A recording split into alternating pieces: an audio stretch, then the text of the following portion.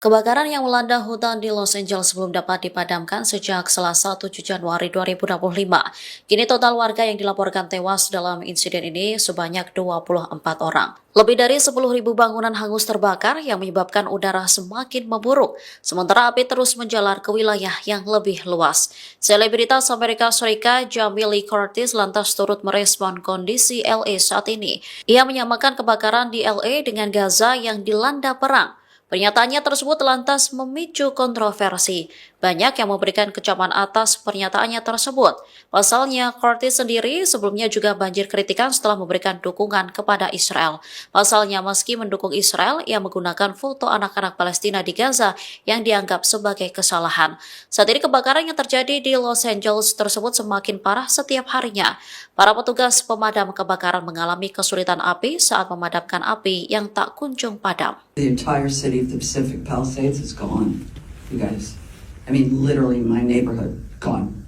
My house tonight is still there, but I live in a different canyon. But the entire Pacific Palisades looks like, unfortunately Gaza or one of these war-torn countries where awful things have happened. Kebakaran yang melanda wilayah Los Angeles, California, Amerika Serikat terus meluas. Dikutip dari tribunnews.com, area seluas 160 km dilaporkan hangus terbakar. Kondisi ini diperparah dengan angin kencang yang terus berhembus. Tanya disebabkan oleh angin, api tersebut tak kunjung bisa dipadamkan lantaran petugas pemadam kebakaran kekurangan air. Pada Rabu 8 Januari 2025 pagi, petugas pemadam kebakaran menyampaikan perkembangan yang mengkhawatirkan. Mereka mengaku kehilangan sebagian besar tekanan hidran. Para ahli mengatakan bahwa hidran yang berfungsi penuh sekalipun tak akan cukup untuk memadamkan kebakaran sebesar yang melanda sejak Selasa 7 Januari itu. Seorang ahli tersebut juga mempertanyakan ada atau tidaknya sistem air di dunia yang bisa mengatasi kebakaran tersebut. Kepala Teknisi Departemen Air dan Tenaga Los Angeles, Janice Huinos, turut mengungkap kondisi air di sana. Menurutnya, pemadam kebakaran mengeluarkan permintaan air 4 kali lipat dari biasanya di wilayah itu selama 15 jam berturut-turut. 3 tangki penyimpanan terpisah yang masing-masing berisi sekitar 1 juta galon air mendukung hidran kebakaran di area tersebut. Tangki-tangki ini secara sporadis mengering yang menyebabkan tekanan pada hidran kebakaran menurun.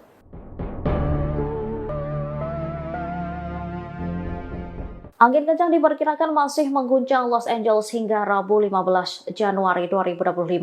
Peringatan akan situasi yang sangat berbahaya pun dikeluarkan oleh Badan Cuaca Nasional. Angin kencang Santa Ana kembali terjadi pada Senin 13 Januari dan diperkirakan akan berlanjut hingga Rabu besok.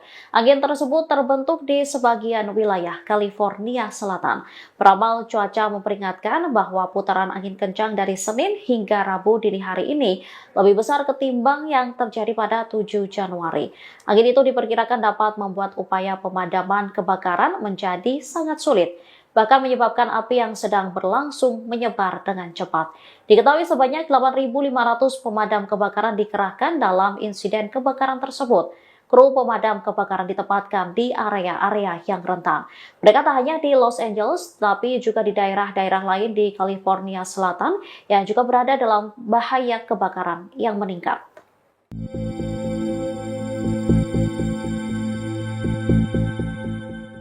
Dugaan penyebab terjadinya kebakaran hebat yang melanda hutan di Los Angeles pada Selasa 7 Januari 2025 diketahui. Muncul dugaan api tersebut berasal dari bekas lokasi untuk perayaan malam tahun baru. Diketahui pemadam kebakaran sempat melakukan pemadaman api di sebuah bukit yang digunakan untuk perayaan malam tahun baru pada 1 Januari 2025. Disebutkan awal mula kebakaran di hutan LA ini terjadi sangat dekat dengan lokasi kebakaran terakhir pada malam tahun baru. Dugaan ini disampaikan oleh seorang petugas pemadam kebakaran.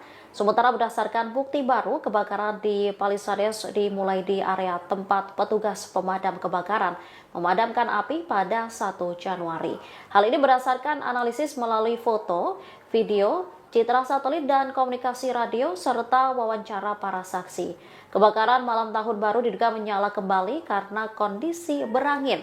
Saat ini penyebab kebakaran masih terus digali oleh para penyelidik. Diketahui api di LA masih terus berkobar dan semakin meluas. Sebanyak 24 orang dilaporkan tewas, sementara lebih dari 10.000 rumah terbakar akibat insiden ini. Bencana kebakaran itu pun disebut sebagai kebakaran paling parah dalam sejarah Los Angeles. Angin Santana disebut sebagai penyebab parahnya kebakaran di Los Angeles tersebut. The winds are a strong wind flow that occurs frequently across the Los Angeles area. Typically, it's most common from the fall into the early part of the winter, and we see them generally every year. What's rare about this particular situation is that these winds are occurring within an environment that's really subject to drought. Usually, this time of year, they're seeing a fair amount of rain in California. It's their rainiest time of the year. The fact that we haven't seen rain means that when these winds occur, they do create a pretty conducive environment for wildfire development and spread. Angin Santana adalah fenomena alam yang sering terjadi di Los Angeles, khususnya antara musim gugur hingga awal musim dingin. Masa ini adalah periode saat hujan mulai turun cukup banyak di California. Namun tahun ini, keadaan berbeda. Kekeringan yang berlangsung lebih lama menciptakan kondisi yang mendukung penyebaran kebakaran hutan yang sangat cepat. Kebakaran hutan kali ini dimulai di tengah kondisi angin yang berhembus dengan kecepatan luar biasa, yakni 80 hingga 100 mil per jam. Petugas pemadam kebakaran menghadapi kesulitan dalam menahan api yang begitu cepat menyebar. Bara api yang terbang membawa ancaman baru jauh dari lokasi kebakaran utama yang kemudian menciptakan titik api baru yang meluas lebih jauh lagi. Andrew Winter pun mengingatkan, kebakaran hutan bisa terjadi kapan saja dan di mana saja. Tidak hanya di California, tetapi juga di Colorado dan wilayah lainnya, terutama di daerah pesisir. Winters menyarankan untuk selalu siap dengan tas darurat yang berisi barang-barang penting ketika cuaca ekstrim datang.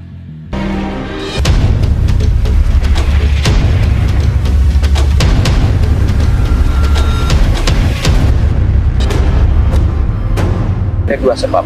Ada sebab syariah dan hakikat. Secara syariah itu bisa disebabkan oleh manusia. Misalnya longsor. Kenapa longsor? Karena tumbuh-tumbuhan yang ada di sana ditebang, sehingga terjadi longsor. Mengapa banjir? Karena buang sampah sembarangan. Itu secara syariat. Tapi yang harus kita tahu, alhamdulillah, adalah bencana. Kenapa terjadi bencana? Di dalam Al-Quran Allah menceritakan banyak umat-umat dahulu. Misalnya umat Nabi Nuh, banjir. Kalau kita tanya di dalam Al-Quran bahwa umat Nabi Nuh menyembah kepada selain Allah, Allah berfirman dalam Al-Quran, "Wa ma khalaqtul jinna wal insa illa liya'budun."